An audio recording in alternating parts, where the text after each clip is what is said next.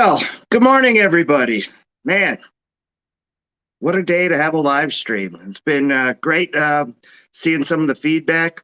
We're live from Odessa, Texas, heart of the Permian Basin. Welcome to Tallybook Troubleshooting Live. We're troubleshooting geothermal energy today. Man, I don't know if I've ever done anything on geothermal energy before. And by the look at some of the participation out there, I guess a lot of people are interested in it too. I'm your host, Keith Stelter, trying to bring a little positive PR, educate along the way, different things. You know, we need more energy, not less energy. And I'm an oil and gas guy, but I'm into thermal, all the different wind, solar, hydro. And today, it's going to be all about me trying to, feel my way through geothermal energy with a great guest, Andy Wood. Now, before we get to Andy, for those of you out there that don't know me, Keith Stelter, I kind of fell into LinkedIn a little while ago, doing little things trying to get some attention because I lost my job during COVID and kind of worked my way out of wireline, which I did for years, into the process equipment world with a great company, Arc Energy. Do process equipment, that sort of things. And LinkedIn has been great to me. So giving back, I am trying to, bring up other people's profile, feature them. A great guy, David Gibson, Beador Locksmith, another LinkedIn live show. He featured me and helped me get the attention I needed to find my next job.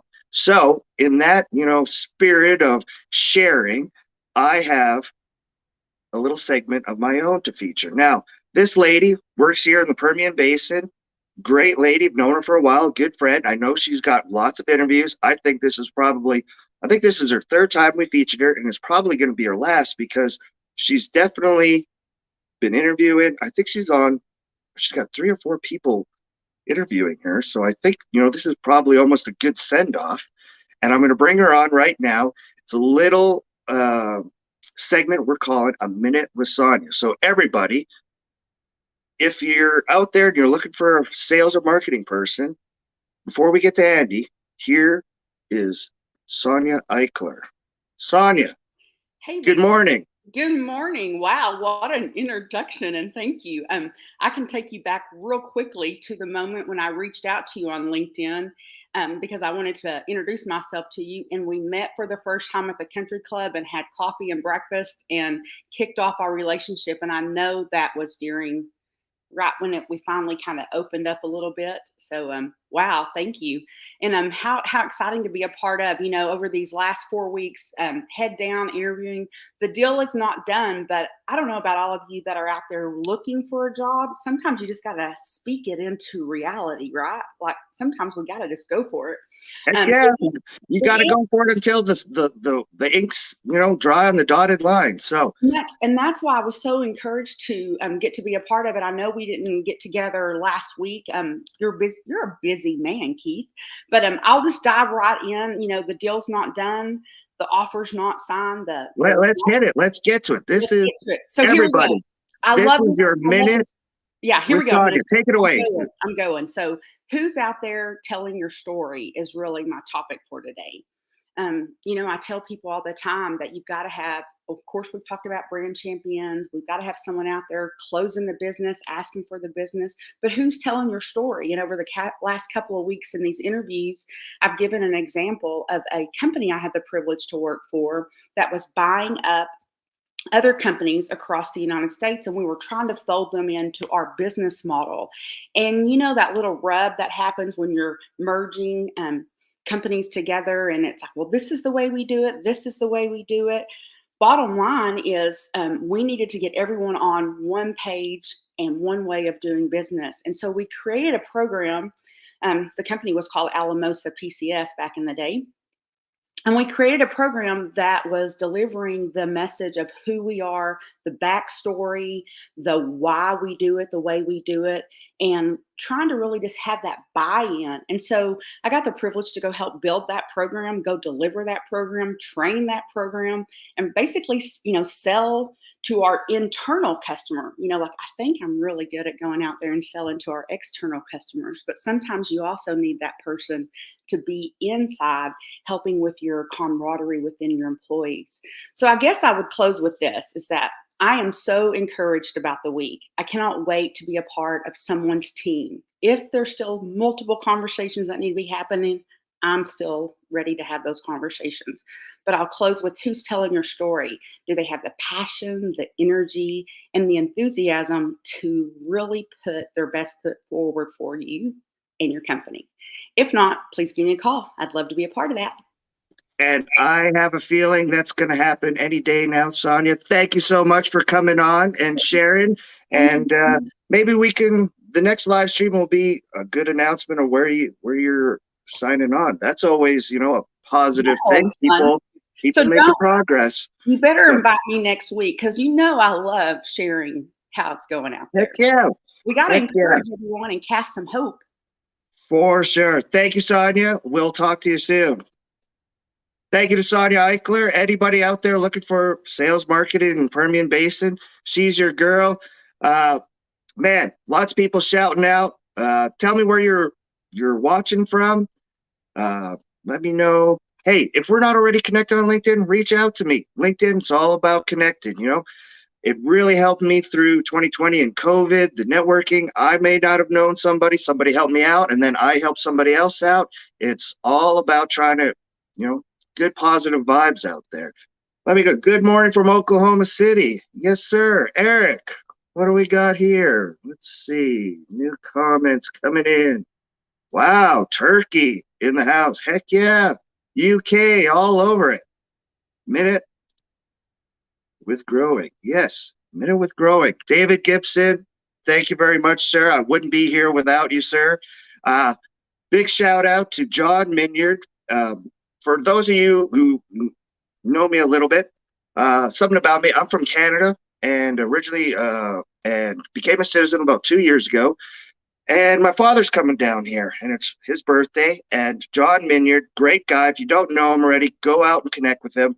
But he sent me one of the best gifts you could probably get your father. The man who, is a farmer, kind of doesn't get impressed by anything. John Minyard, former Top Gun instructor, sent me a hat for my dad. Thank you, John. Really appreciate it.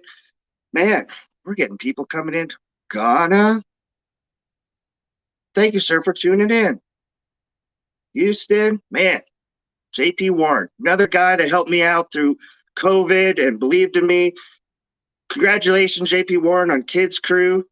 Man, first one in Houston was a big success. I heard the one in Oklahoma City, even bigger.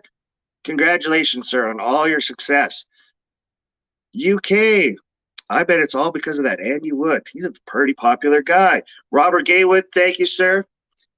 We got New Mexico. It comes up as LinkedIn user because in your privacy settings, it's set to private. So that's what. Scotland.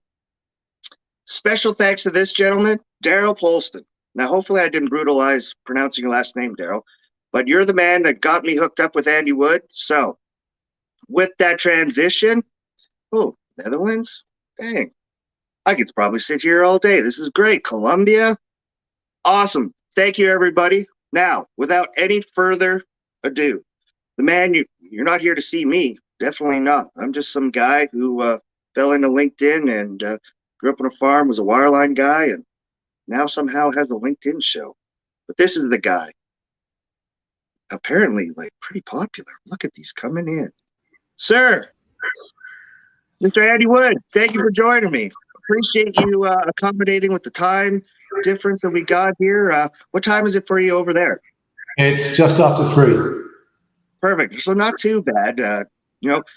Just after 9 o'clock in the morning here. And, before, I'm terrible at introductions, so I'll let you take it away. Introduce yourself, sir. And then I think we have a little presentation we'll start with, and we'll go from there. Sure. Let me start by saying thanks very much for the invitation. And I also would like to thank Daryl for the introduction. That was very kind of him. And I also like the slot that you just did with Sonia. That's a great idea. But I'll go on and talk about me a little bit before we go on and talk about my favorite subject. So I am from oil and gas. 30 years in oil and gas, working mainly in drilling from a geological perspective. I was a mudlogger, well site geologist, and then led on to operations geology, designing wells.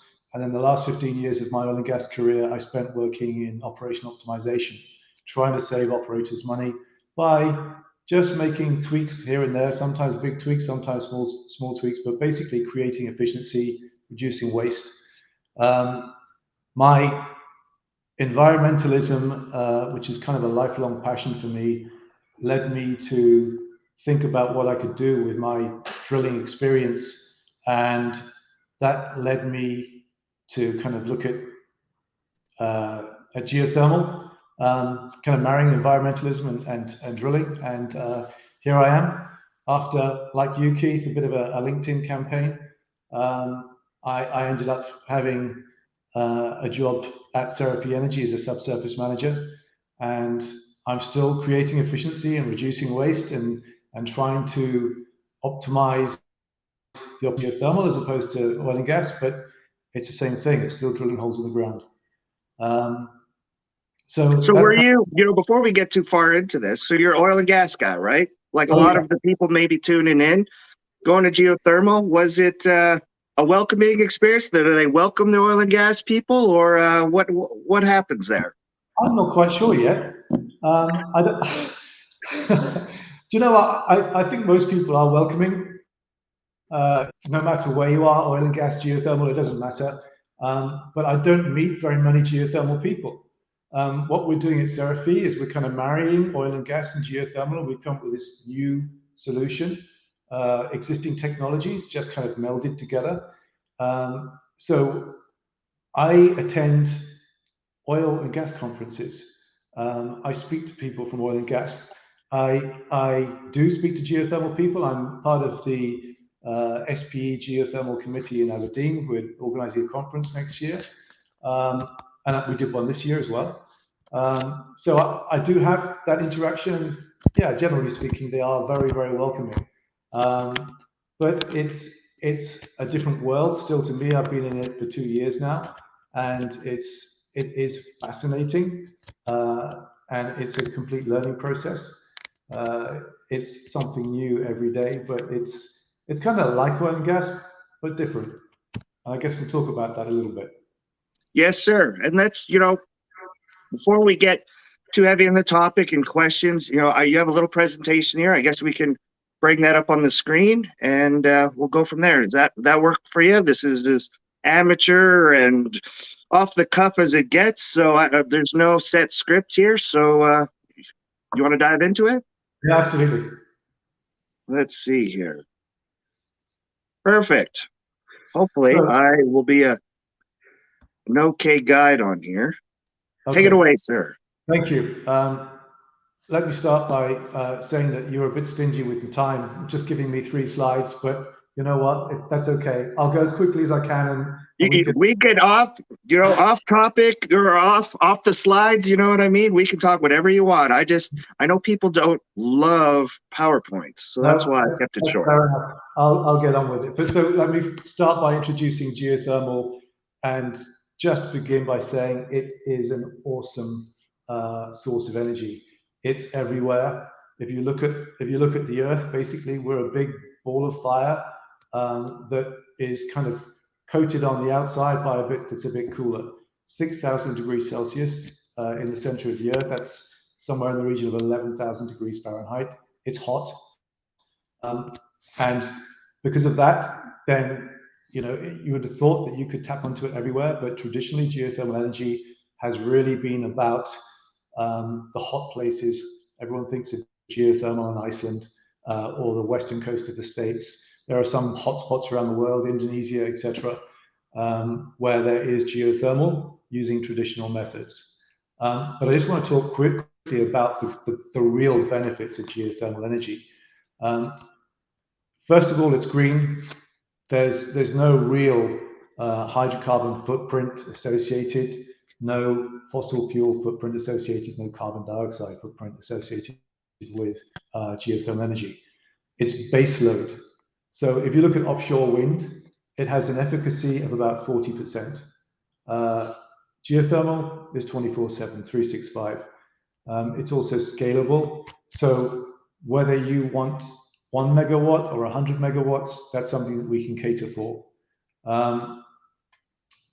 It really is as simple as just drilling more wells in many scenarios.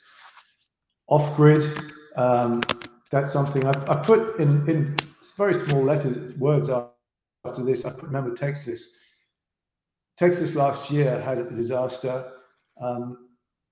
During February, there was a massive snowstorm which led to loss of life, and that was attributed a great deal to infrastructure failure. If you have an off-grid system, then you bypass that infrastructure.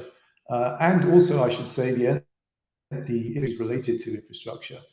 It has a very, very small footprint. Most people watching this can identify in their head the size of a drilling pad. That's what we're looking at when it comes to geothermal. That's the maximum size of our footprint when it comes to a single well or a cluster of wells. And then when the drilling's finished, we move away and we have an even smaller pad.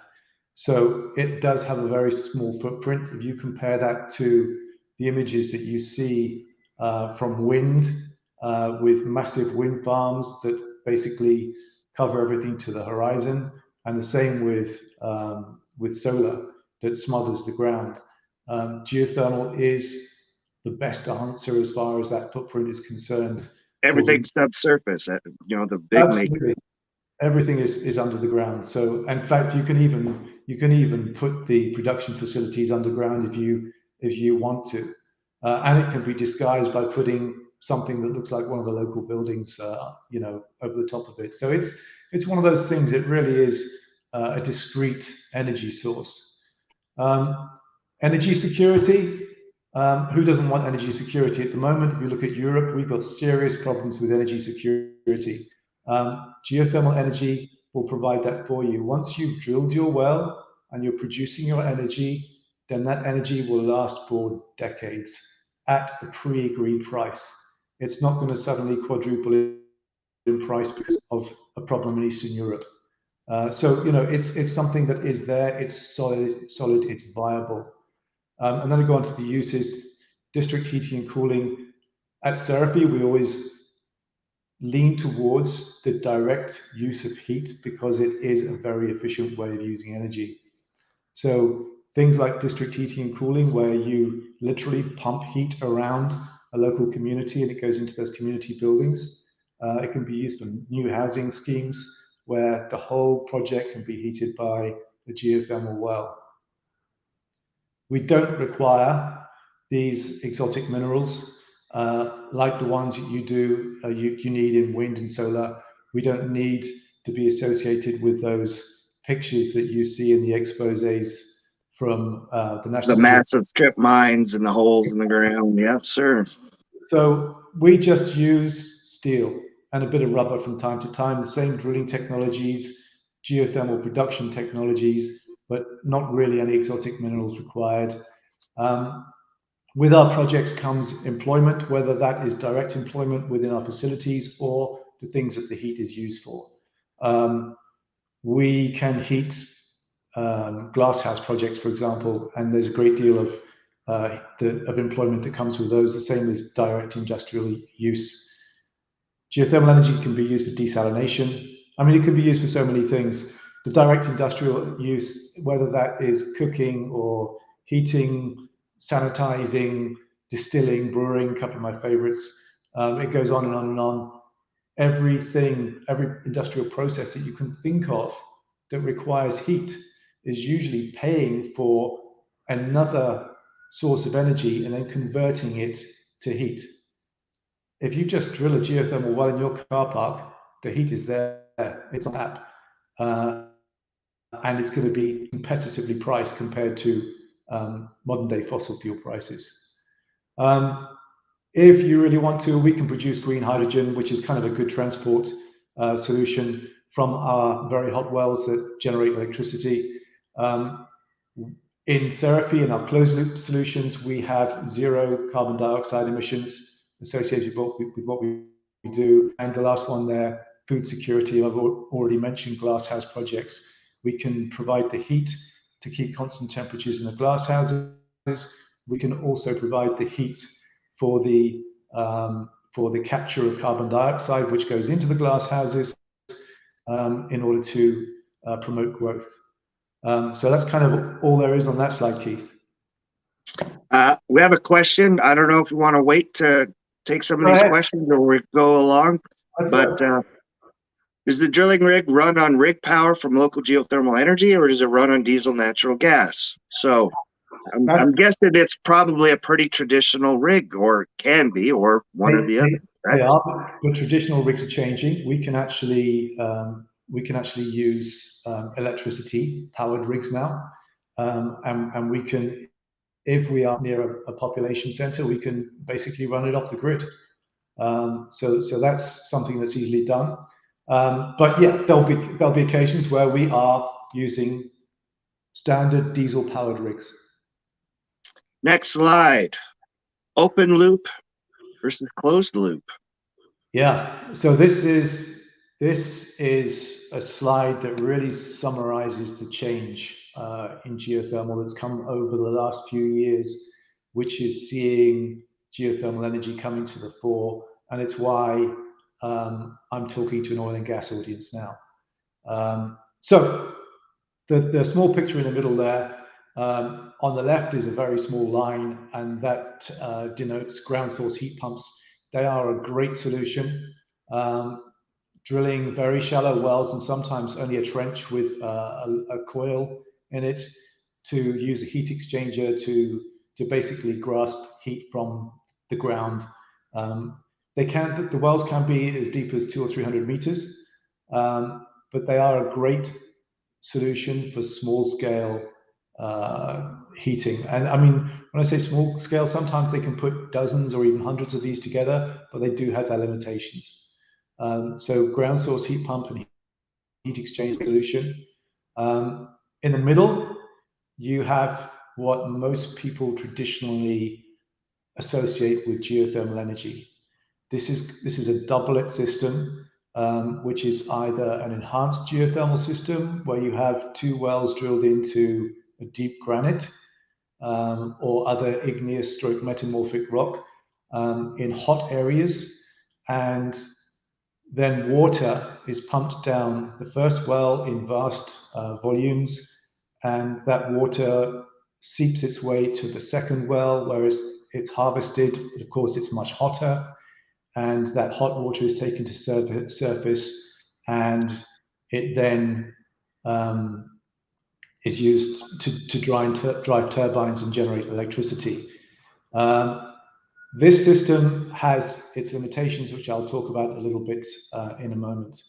On the right-hand side, you have the single well solution. And this is something that Seraphy and a lot of the other new companies like Evor and Sage and Greenfire and Criterion are doing. And this is going to be, in my view, but of course I would say that, the future of geothermal energy. And I'll talk a little bit now about why that is. Geothermal electricity was first generated in 1904. Since then, it has had an opportunity to become a mainstream energy source, but hasn't really managed to. At the moment, it produces somewhere in the region of 0.3 to 0.5% of the globe's energy, which is not very much, considering we are sitting on a ball of fire that's 6,000 degrees Celsius in the middle. So these old systems, the open loop geothermal systems, basically involve drilling multiple wells, as I've said, and pumping water into one and hopefully harvesting that from others. Sometimes it works, sometimes it doesn't. They are generally deviated, whereas the closed loop systems in many cases can just be vertical. They are therefore drilling is more technical and greater measured depths than the closed loop solutions. they have a limited subsurface life, the open loop systems, because quite often they're dealing with quite toxic sediments, which can effectively bring all of that that toxicity, which in some cases it can just be carbon dioxide in the subsurface. That can, as you guys will know, destroy pipe and completions, etc. That's something that's not really a problem in a closed loop solution because we don't take anything from the subsurface except for heat. The exploration risk is one of the reasons the doublet system has not thrived. Depending on which projects and which areas you're talking about, they have a failure rate of somewhere between 10 and 25%. And that is generally speaking because of a lack of communication between wells. Anyone who's worked in oil and gas will know that with the best will in the world, you can map the subsurface, but unfortunately the subsurface doesn't always play ball. The modeling is never exact. Otherwise, there would be no exploration. We just drill a hole in the ground and you'd find oil. It's the same with geothermal. You can't rely on finding that structure that creates the communication between wells. However, if you're just drilling a single well that needs to tap heat, then you're not going to have a failure. So effectively, we're taking away that risk. The most challenging thing about the closed loop solutions is always going to be drilling the well in the first place. And if you think about it, this is where the oil and gas comes in. We know how to drill wells. It's one thing that we're good at, right? So Yes, sir. It's a risk mitigating solution to have the single well. Quite often they require stimulation fracking, which is a big problem in some parts of the world, not necessarily in some, but for example, in the UK, there is a moratorium on fracking. So that means that technology can't be used in certain scenarios. And they're quite complex for all the reasons I've just described. The closed loop solution is really quite simple. It's marrying those technologies, geothermal ground source heat pumps because we use a downhole heat exchanger, and oil and gas because we're using oil and gas processes and systems and technology to drill wells, optimize our operations, and to work over our wells, etc. Something I'll touch on in a moment. If an open loop geothermal project fails, it fails. If you drill 2 wells and you don't get hot water from the second well, then the whole project is bust.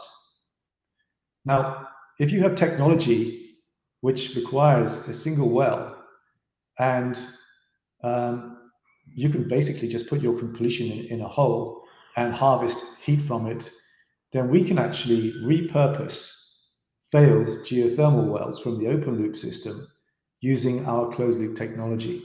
So we can rescue those projects.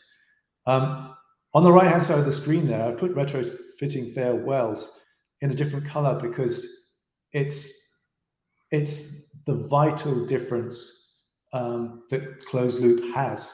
And it's something that is going to lead to a massive industry, which again marries with oil and gas.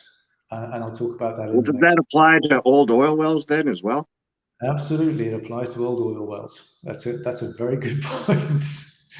So once they're done producing, you could set, if it's, if it meets the parameters, you could set one of these systems down in it. Exactly that. So the open loop requires a reservoir, whereas we don't require a reservoir in closed loop. As again, I'll emphasize, all we're doing is looking for heat. Because of the fact that they have to pump vast amounts of water into the subsurface, which is a scarce resource and becoming more scarce as time goes by, then it becomes expensive and also not always that environmentally friendly. And then there's a waste management that's associated with that water coming to surface, carrying toxic minerals and elements with it. So by comparison, we're not pumping anything into the subsurface, from the subsurface. We have much lower running costs as a result. The well life of an open loop well is determined by the corrosion that happens in its completion. Same as an oil and gas well, really. Most people viewing this will know about, the things that can happen to an oil and gas completion. The same thing can happen to geothermal completions, but they're hotter, which means that those chemical reactions take place more rapidly and deterioration can be faster. So the closed loop, extended well lives. So this is when we go to my favorite slide, Keith. It's the next one, please. The next slide is always the best slide, Andy. The last slide is always the best, some might say. So I've got a picture here of a couple of nodding donkeys sitting in a field in Texas. They're probably producing 100 barrels of oil a day or less, and they'll pump away for years. But at some point, they will stop pumping because they've run out of oil. There's nothing there from their current well. So at that point, that well becomes a liability to whoever owns it. So what we can do in the closed loop world is we can pull away the nodding donkey, we can re-enter the well, we can pull out the oil and gas completion, and we can put in the case of the company that I work with, our Seraphy well. Our well will go in there and it will produce heat. Anybody who knows anything about oil and gas wells knows that it's always hotter at the bottom. Some of them are very hot. So what we can do is we can put in our downhole heat exchanger and we can basically harvest that heat and produce heat at the surface, and that heat can be used for a number of different things. So I can just about squint to see the image there. It's the problem between the keyboard and the right. Chair here right now. Scared to share one screen, and yeah. Anyway, we're gonna have to go with a smaller. Anyway, sorry for the interruption there, Andy. I don't know why it switched screens on me, but I'm sure that most people watching this are on massive monitors anyway. It's not a problem. So anyway, the energy from those wells can be used for a myriad of different things. And effectively what you're doing is you're taking a liability, which is an abandonment issue, and turning it into an asset. And who doesn't like that? You're not getting something for nothing because you have to pay for the retrofitting of that well, the repurposing. But you get to produce green energy from an oil and gas well. And if you think about that, it's a pretty magical thing. It's done its work, it's produced oil and gas for as long as it can, and now you're producing energy which can be used for the lowest heat levels. Let's say it can be used for glasshouse projects, producing a bit of food security, a bit of employment, and using that energy for something positive. It can be used for district heating. There are a couple of buildings in the background of that photograph. They could be industrial, they could be communal, they could be domestic. I know exactly where that photo is. You do? Tell me. It's at the Permian Basin Museum here, the Petroleum Museum here in the Permian Basin. That is the visitor center in the background. So those wells could provide heat to the visitor center there. It's that simple. Or actually, you can turn it around and you can provide cooling during the summer. It's that simple. You just put a district heating system from those rigs to that building. So there's the district heating, there's the agriculture, other direct industrial uses. As you know, cement factories, they use a great deal of heat, they use a great deal of electricity as well. The hot wells that you have in South Texas, for example, those can produce combined heat and power. That electricity generated from one of those Southern Texas wells can be used for anything. You can use it for the local buildings, and it can be sold more often than not at a lesser rate than the local electricity companies are selling the electricity for. It can be used for desalination, for hydrogen generation. The list goes on and on and on. But what I want to leave people with from this slide is the fact that you have, in and around Texas, for example, 1 million wells, something like that. It is a lot. We're talking to companies who own tens of thousands of wells. And they're interested in what we're doing because we can take these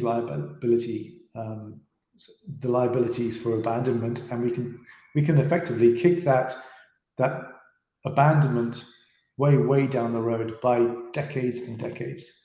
And you get something very positive, a CO2 free energy source. That's the end of my evangelism for now, Keith. Well, I don't, it doesn't have to be, an evangelism. Like at the end of the day, we need more energy, right? And if you have these wells sitting around and they're done their life producing oil and gas, which we're going to continue to need. Like this isn't like, oh, this is the solution. We can turn off all the drilling tomorrow. We need more energy. As you mentioned earlier, the crisis we had in Texas for electricity and keeping things warmer, and what they're facing, in California these days. A lot of the big geothermal, regions in the United States would be in California, in the Western United States. That's where the hotter zones really are, and they could make use of that electricity tomorrow. And they do have these older wells that, make a lot of sense to convert to this information. Now, before I get into my evangelism, and I get spread too far on my technical abilities. Some people have had some technical problems, things loading. I'm amazed this thing's working as it is. You're coming in from the UK. I'm in the Permian Basin. I'm surprised we even have internet sometimes in the Permian Basin. It is a little bit, sometimes behind the times. If you're watching from overseas, you're just going to have to refresh your screen. Some of the formatting is catching up. I've heard it resets in some of the comments. My apologies. Perhaps my wife decided to get on the internet and make a call. You never know what my wife is doing in the background here. But let's get to some of the questions. We had a question earlier regarding hydrogen generation. Do you know if H2S storage has been solved yet? I don't know. H2 storage, that is something that I have no idea about. It's coming from John Boyle. I know John, worked with him for years on an East African project in oil and gas. Hello, John. The answer to that is I don't know, John. There's been more and more emerging technologies. I'm hearing, ammonia is being one way to utilize it and store it because it's a bigger molecule, like the NH3. It's but as far as geothermal, I'm sure this might be outside the purview, I guess. It's outside my area of speciality. We do have relationships with hydrogen generating companies, but my knowledge of underground hydrogen storage is that it's a bit hit and miss. So the answer is I don't know. You have to speak to a specialist, I'm afraid. Here's one. So we talked about old oil wells. What about co-produce the energy from oil and gas producing wells, and are those affordable? Yeah. It's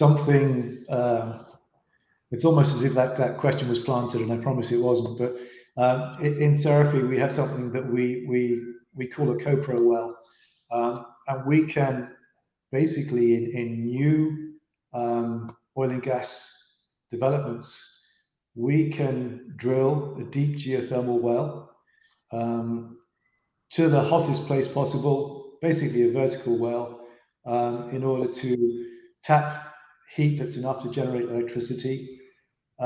We can then sidetrack that well, and that sidetrack could be drilled to an oil production zone, and we can have one wellhead producing oil and gas and geothermal energy. The geothermal energy can be used to power oil and gas facilities in order to decarbonize that oil and gas operation. The oil or gas is pumped away into the production facility, which is being powered by geothermal energy. What is the ideal temperature downhole that you're looking for?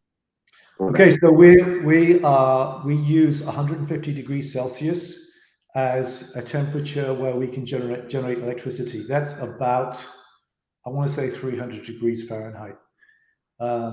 So that's the number we look at, and we can work with less than that. But for example, looking at glasshouse projects, we need 30 degrees Celsius at surface. 30 degrees Celsius is 86 degrees Fahrenheit. It's not much.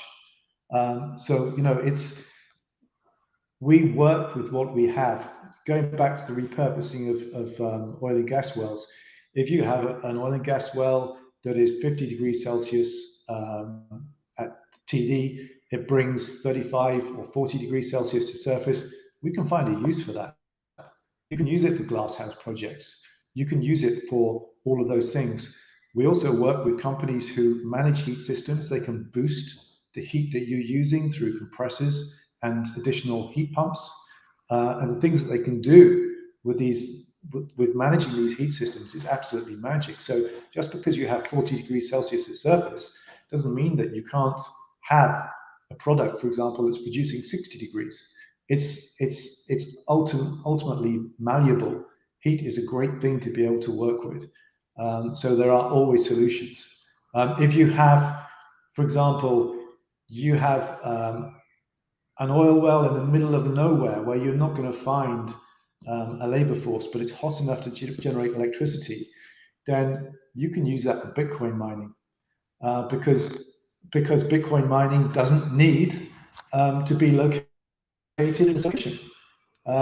There is an answer to everything, and this is one of the things I love about the repurposing of wells, because that energy source which is just sitting there can be inexpensively tapped, and we can always find a use for it.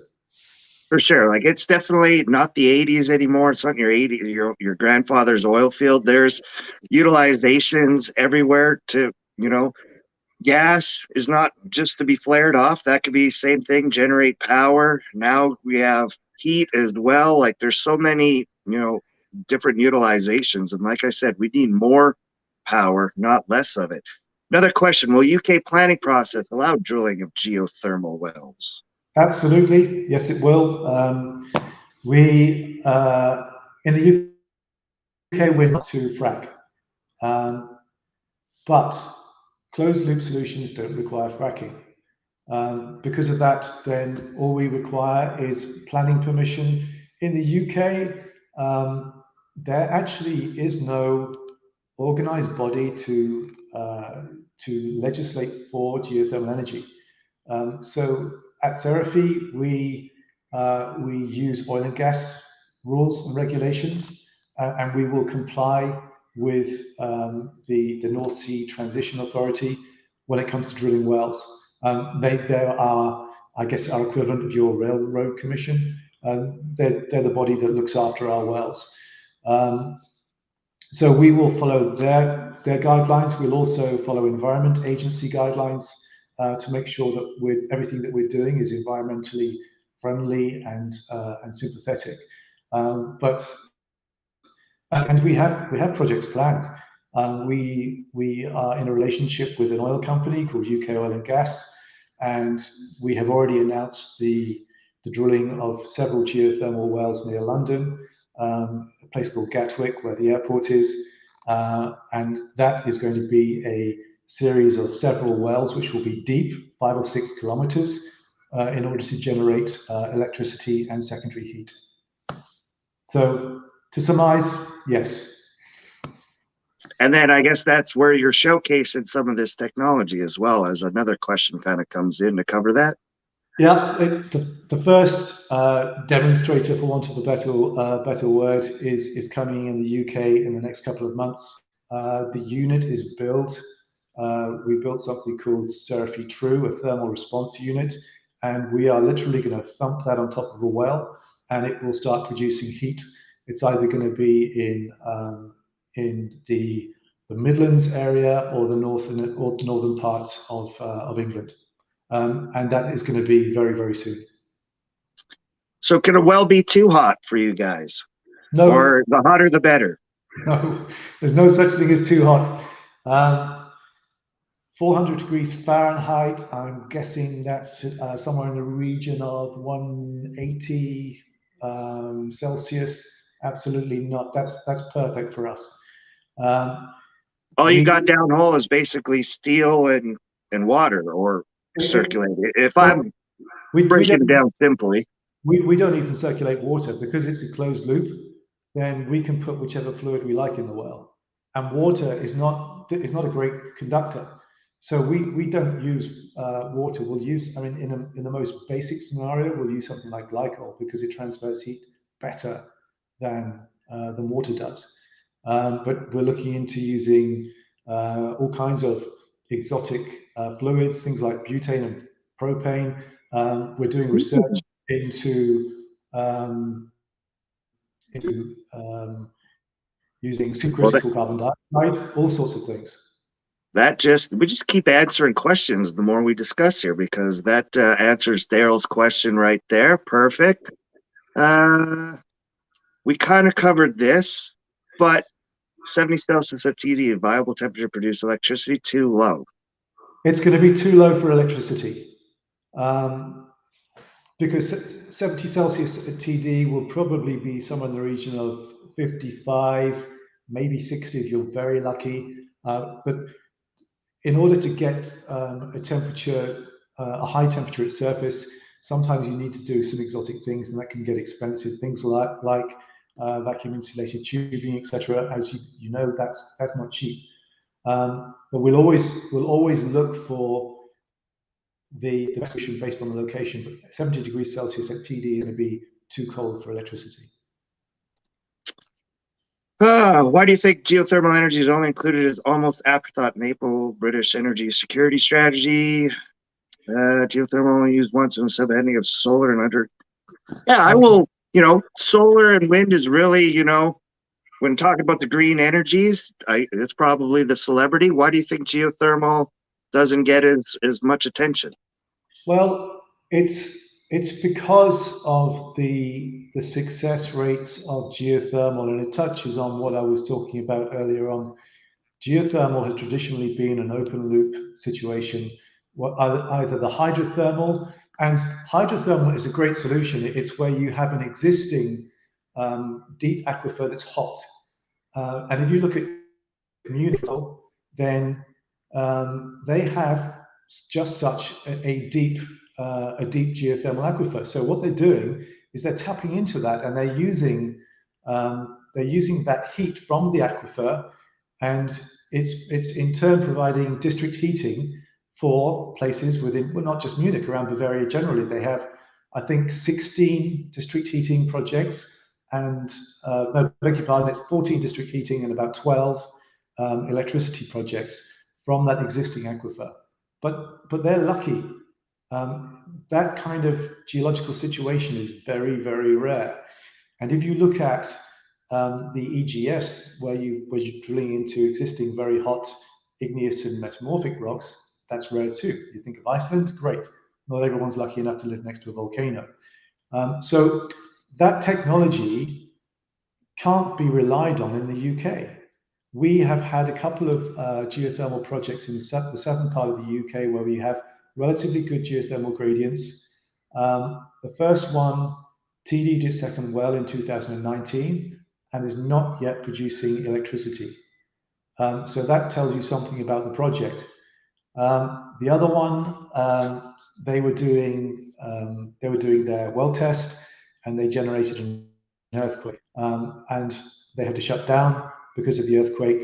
And as a result, I don't know if it's a failed project, but it's a shelved project. So to answer the question, why is it part of the policy in the UK? In the UK, the government and legislating bodies are not aware of the new technology because it's so nascent. If you ask the question again in 10 years' time, people will be saying, why didn't this happen sooner? Because we provided a very simple solution to a kind of complex problem. It will be everywhere. Question here.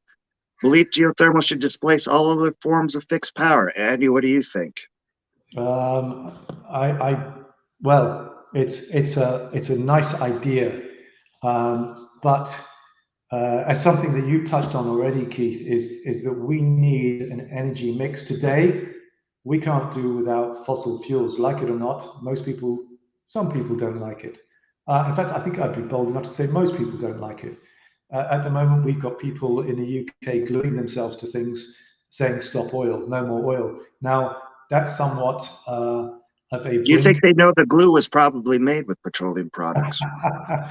I wouldn't like to comment on their mental states, but to me, we are in a, a situation where there's a global energy shortage. We need everything we can get. We need nuclear. We need oil and gas. We need whatever it is. We still need coal, for goodness sake. We can't. Coal, in my mind, coal has to go first, and that's something that I heard something today about the fact that the Germans are knocking down. I don't know whether this is true, but I heard they're It taking is. It they're is. I taking know exactly what away. you're going to say. Okay, they're taking away windmills, turbines, which are sitting there generating green energy, so they can dig a coal mine. Well, even more, I had a great couple guests from Lagco, Fernando and Bina from Bina's actually from the UK. They were talking about how much biomass has made a comeback because of the lack of energy. Like you talk about getting rid of coal first, man. What about like we're essentially talking about burning wood for energy and heat, right? Like so, there there has to be, you know, oil and gas has had such great innovations, which in the end is going to get passed on to geothermal. It's been passed on to a lot of different other industries. It Uh, is absolutely. so we got to start working together and realizing, oil and gas is not perfect by any means. I see lots of guys that do too much flaring. We got to get rid of some of that flaring and utilize that to make energy, clean up. You can use it to clean up produced water. There's lots of different things you can do with it. My view is that we do need to get rid of oil and gas, but I don't think it's going to happen for 200 years. That technology will evolve. I can see a time, for example, to answer Tim's question, there'll be geothermal everywhere. You can do that with the nuclear technologies. You can put a geothermal well in every village, every town. You can put massive geothermal complexes next to cities. We're already talking to cities in order to do that for district heating and for electricity. But it's not here today, and that's the whole point of this. Is we need an energy mix that gets rid of energy poverty. Energy poverty is an awful thing for people to be able to. I mean, and it exists. It still exists. If you look at there are somewhere in the region of more than 1 billion people that suffer from energy poverty. That number is probably conservative. It's going to be higher than that. People who cannot afford or don't have access to energy. In a time when we are spending money on so many frivolous things, then the idea that we have people who don't have energy is embarrassing. It's shocking. It's not what humanity should be about. So we need everything to get rid of that energy poverty. And Tim, yes, one day they'll all be geothermal, but not today. Sure enough. Like, and when we don't do the transition right or we rush it, we end up in places that always had energy or don't have it today, which is shocking. Like in the United States, it happens the odd time just because certain things were rushed. Question here: do you utilize MPD technique drilling in your method? The managed pressure drilling will be used when we need to. Basically, we're from oil and gas, so we basically lean on oil and gas to provide us with the technology and the solutions. We'll use downhole hammers. We'll use whatever it is that will do the trick for us. We optimize all of our operations. If there is an oil and gas technique which can solve our questions, then that's what we'll use. It of course has to be economically viable. We don't have the profits in geothermal that you have in oil and gas, but you have to consider every technology before you or during the design of your well. It's that simple. So MPD, of course. So money, everything, a lot of things come down to money. What is the typical break-even period for a geothermal well? Give me the best case scenario. I know there's probably a lot of different ones and it applies. Give me the best case scenario today because, well, we're talking geothermal. Tell me the best one. So numbers plucked out of the sky. Repurposing wells are something that we're getting a great deal of attention about because the most expensive part of geothermal energy is drilling the well, right? So the repurposing, we would say there's a break even of 2 to 3 years. Really? Even if you're given the well, so let's say like East Texas has downhole temperatures. I remember used to log with Schlumberger 300 Fahrenheit. So I'm guessing producing electricity is one of the best things, right? Yes, And yeah. if you're given one of these wells, 2 years for all the infrastructure. You still need to build Yep. a No, I think that's a really good geothermal. return. So, no, but for the heat use, repurposing wells, we say a couple of years, maybe 3. And again, it varies from project to project, to location, country to country, because there are so many different economic, geological factors to take into consideration, and also political and legislative as well. But the deep geothermal wells looking to generate electricity, we would probably say more like 10 years. What's the lifespan of the infrastructure, I guess? So you set this up, you've made your return back in 2 or 3 years. How long is it gonna before any major remodel? And once again, broad. Well, think about that from an oil and gas perspective. You think about why we need to intervene in wells.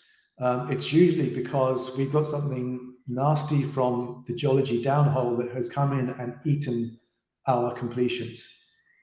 A closed loop well is cased off, or we're relying on conductivity. So nothing is coming in. There's nothing there, and we can design the fluid that pumps around our system. We can cherry pick it. We can change the recipes. We can do whatever we like. So because of that, we have a piece of steel casing in the ground that's cemented off. And you think about how long an oil and gas well lasts, 20 or 30 years. Think about that if it was just a cased hole. It's going to be a lot longer than that. We're thinking. I was guessing. That's what I was hoping you were going to say. Many decades, we would say. I mean, I'm guessing with my wells knowledge, I would say between 50 and 100 years. Impressive. Geothermal energy representation at COP27. I don't know what COP27 is. What is that? Shame on you, Keith. I'm here to learn. I'm joking. COP27. COP stands for the Conference of Parties. It's an environmental gathering of world leaders. Our Prime Minister is apparently going, having changed his mind because he originally wasn't going to go because he thought it was a waste of time. But public opinion said otherwise, so now he's going down. It's in Sharm el Sheikh in Egypt this year. The last one was in Glasgow in the UK. So it's where it's a week-long conference where people get together and they talk about environmental solutions to the problems that we have in the world. A great deal of it is with good nature, good sentiment, and good intentions. Some of the people who turn up have their own agendas, and they're just there to make money and to eat steaks and fly on the private jets. So it's a mixed bag. But to answer the question, geothermal will be represented, but it's never represented enough as far as I'm concerned, because it's still, of course not. Of course. Tiny industry. It's a tiny industry which will grow and grow, is growing and growing. And companies like Arc Energy will help help you do that. We got the vessels, the heat exchangers, man. We're ready to go whenever you are. Andy, Yep, well, got a question coming in here. I don't know what EVOR is. Do you know what present drilling period in comparison to EVOR? okay, so EVOR, it's actually pronounced EVOR. That confuses a lot of people. EVOR is a great single loop company. They are out of Canada, and they have a closed loop technology which is elaborate compared to Seraphi's very simple solution. They do a lot of multilateral work. So what's the question? Commercially, so which one's cheaper? Which one's more economically more feasible? I can't. Cheaper. That's a bad way of saying it. I should know better. Shame on me. I can't say which one is better. It depends on the application, but there's good and bad, correct? It depends on the scenario, but it's going to be cheaper to drill a Seraphy well. It's going to be cheaper to set a Seraphy well up. But if you look at EVOR and their technology, when it works, it's going to be fantastic, and it will be able to produce vast amounts of electricity. So I can't. It's great to hear that there's more than one people going after, because that means there's merit. Like the more people get interested in it, it kind of builds, and competition builds innovation. It really does. So it's great to hear that more people are getting into it, because one company can't cover the world. Yeah, there aren't enough companies, Keith. It's in Texas, you've got a bunch. In Canada, EVOR is kind of one of the trailblazers, really. They're doing a fantastic job of the publicity of geothermal energy. I like to think that we're doing our share as well, but there are not enough. Criterion in Texas, they're doing a fantastic job. So it's coming. It really is coming, and it's gonna lean on the oil and gas technology. It's going to lean on oil and gas service companies, as you've just mentioned. It really is going to bring the worlds of geothermal and oil and gas together. It already has, and we're seeing a vast expansion of the geothermal industry just because of the closed loop technologies. Let's see, going through the comments here, have I caught up all the questions? Thanks for passing. Oh, LinkedIn user private settings. That's why it comes up as LinkedIn user.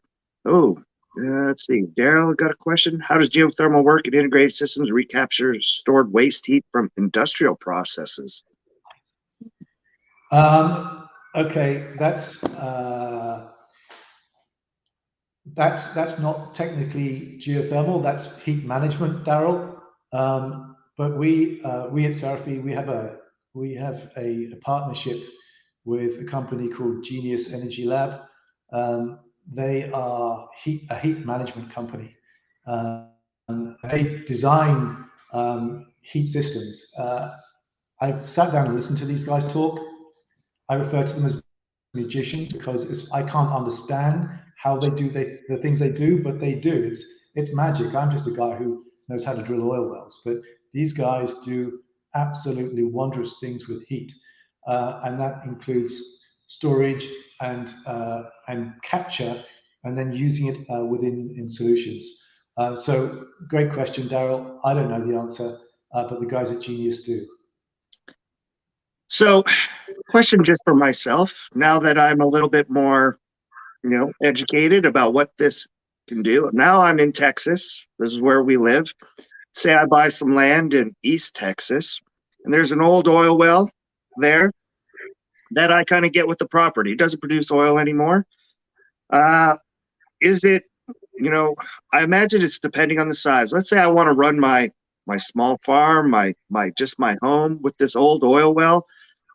And, we're looking at 2 or 3 years to get back. If you're selling the electricity, I imagine, to the grid, is that a viable option, like for the everyday guy, to get a small enough system to just, hey, I don't want to or maybe it's for the neighborhood. You get, is this, or is it right now economically not viable to look at it on a small scale like that? Does that make Um, sense?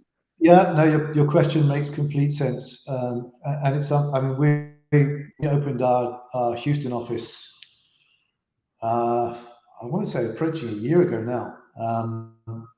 And we talk to people who own property, we talk to companies, we talk to major oil companies about repurposing wells. And the process that we go through, the most important thing, Keith, is basically that well is in reasonable shape, because if it's falling apart and you actually can't re-enter it, then of course it's useless. So you have to go through a step process. 100%. I just, you have this nice hole in the ground. Is the infrastructure just so expensive to generate some power? Well, Or, like basically, I guess here's one question. So mentioned 150C for electricity. What is the expensive megawatts? So how much power do you actually get out of 150C? Let's say pick okay. one of your systems, I guess. Like, Okay, so to answer, leave that question there. But to answer your previous question, yes, it can be done. It can be viable for small projects because, of course, the smaller the wells, and let's say it's just for a small settlement, you require a smaller facility to process that energy. So it becomes viable because it's a completely scalable solution, and that's one of the things that's magical about closed loop geothermal energy. It's ultimately a scalable solution. So yes, it is viable. 150 degrees Celsius well. At surface, we can get 120 degrees Celsius. Let's say that's enough to generate electricity. We could potentially, let's say, and again, it's a plucked out of the air figure. We could potentially generate somewhere in the region of 1+ megawatts of electricity. In the UK, that's enough to power 2,200 houses. are there any well control aspects to be aware of for such wells? So I imagine it's the same as a regular oil well, wouldn't it? Absolutely, it's exactly the same as oil and gas. You always want two barriers. You want to have well control at every stage of your project. So yes, we require well control specialists, for example, the same as oil and gas. Let's see. Cost. So basically, that's what I was kind of getting at. Is there, a cost per meg or something? Because, I was having a conversation with a gentleman on location. A man worked for an oil company, and he's a little bit of a, I don't know what you would call it in the UK, but he is prepped for the end of the world. He's got guns, he's got food, so for him, and he's got the resources that if he wanted his own geothermal well to power his home so that nobody could take away his power, that's what I was kind of getting at, because there's more and more people looking to that kind of solution here. Not just In small companies, but, It does. It's a good question, Melissa, and it depends where in the world you are, because of course in the UK it costs a different amount of money to drill a well than it does in the US, than it does in West Africa, and Pakistan, and all around the world. It costs different amounts of money to drill a well, and that's the most expensive part of what we do.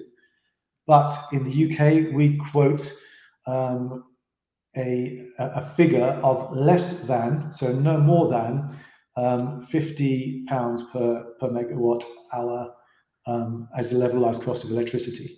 That used to sound expensive, but it doesn't anymore. And some of our projects in the UK will be far less than that. well, But it's kind of a piece of string question. to me, you said it earlier in the live stream. There's over 1 million wells in Texas, so you can almost throw a rock and find a well close enough nearby. So that's where, Exactly. if we don't have to drill this well, and there's Exactly. plenty of old wells around, what does that cost turn into? That cost comes way down. If you're talking about repurposing wells, let's say again a ballpark number. It's going to be somewhere, and I can't really give a number, but let's say $500,000 to repurpose a well. But they can be 2 kilometers deep or 5 kilometers deep. So the amount of work, they can be different diameters, so different temperatures, different solutions, different surface facilities. So it really is a figure that you can't just say $500,000. It could be 300,000. It could be 1 million. It really does depend on where you are. So here's my wheels turning, and there is a very large fund in the United States for abandonments. Has anybody looked into tapping that fund to, instead of abandoning the well, can I get the money to turn it into a geothermal well and produce electricity? Why should you, Keith? There's a business idea. There is a great deal of money. Actually, you have a quite forward-thinking Department of Energy in the States. They are providing money for geothermal projects. They're providing money for, or someone else, I don't know who it is that's doing the abandonment work. But yes, why not combine those different funding solutions? It's in the billions, that fund. I know lots of companies are trying to, do their part cleaning it up, and sometimes those wells don't get cleaned up properly. But if you were to change it to a geothermal, that means you're going to be monitoring. You haven't completely really abandoned that, and all of a sudden, if oil or gas is coming to the surface on your geothermal well, you'd be forced to address it, right? I think a lot of that money is to do with orphan wells as opposed to wells which are owned by operators. And most operators take responsibility for their wells, but there are those wells in around onshore states that are just left because of bankruptcies or whatever they might be, and they're just sitting there, being uncared for. Some of those wells actually will be potential for repurposing. A great many of them will just be sitting there rotting away. But it's not a bad idea for a business opportunity because there will be funding. Something that we're finding, that green energy is something that's pretty easy to get to get funding for. And as a result, if you come up with a solution that says, right, I'm going to build a company that uses funding from the government to abandon a well, uses funding to provide a geothermal solution, then there's a business idea. It's going to happen. So it sounds like we could call it Andy and Keith's. we could. Perfect. Well, we've been on here for over an hour and 12 minutes. Let's see if I got any other big, we've got one here. How do you endure the well integrity of old well before conversion? So basically, you're either going to have to rework the well, right? If it's in bad shape, it's in bad shape, right? Yeah, and the answer, John, is carefully. We use oil and gas methods to retain well integrity at every stage. So the wells will be designed, the repurposing process will be designed around well integrity. Oil and gas has provided us with so much knowledge, it would be ridiculous not to use it. So we use those guidelines, we use those professionals in order to be able to provide our well integrity. So it's paramount. Safety at the top, including well integrity, of course. This is going to work offshore. Quickly running through here. Okay, offshore, yes. Seraphy is currently doing a study funded by the Net Zero Technology Centre in Aberdeen. That is on the Magnus platform in the North Sea, which is currently owned by Enquest. We are looking into the potential of repurposing existing oil wells in the North Sea in order to produce heat and electricity. Okay, megawatt, 120 Celsius. How much fluid do you produce, circulate through closed loop to achieve this? Hello. I think it would all depend on the size of the system, correct? It does, of course it does. Yeah, if it's a 1 kilometer deep well, it'll require a different volume. But it's kind of irrelevant. The volume is irrelevant. The most important thing, something that goes into our solution design, is the residence time of that fluid at the hot zone, at the TD of the well. So the actual volume of the fluid doesn't matter too much. It will affect our circulation rates, but we model all of that using our Seraphy Pro fancy computer system. Typical wind cost 1.3 million. A megawatt, take megawatt of geothermal. Sounds good. Maybe I'll have to talk to the boss. See, Yeah, see I what mean, we could do here. a megawatt of wind only works for 40% of the time. Yes, sir. I'm just saying. Hey, everybody's we got our ups, our downs, our good, our bads, everything on this. Absolutely, Like I said, we but need more energy. Let's start working together here. absolutely, we need wind, we need solar, we need oil and gas, we even need coal, unfortunately, at the moment, and we need more geothermal. Yes, sir. Yes, we do. This has been great. I had another gentleman actually reach out to me recently. He was working a little bit with geothermal. Sounds like we had a lot of participation here. You willing to come back in a month or so and have maybe another little round table if we get the interest? Absolutely, yeah. Oh, I I got you did. on film saying that. That was the whole point of making sure I did it during the live streams. I, Thank you I, very much, everybody out there that tuned in. This was great. I learned a lot and got me thinking. And man, I'm excited. That was a great topic. I've been very fortunate with LinkedIn to run into a bunch of people willing to come on, and I've learned about great little module refineries that are like 95 that produce 95% less CO2 that we should be utilizing to make clean up oil and gases act. I've had lots of compression, different technologies. So this has been great, Andy. Thank you very much for your time. I really appreciate it. you're very welcome, and yeah, the invitation to return is open. Then just feel free. Excellent, sir. We'll get together and we'll chat. Everybody out there, thanks for tuning in. Coming to you from the heart of the Permian Basin, Andy from the UK. And until next time, that's how you troubleshoot.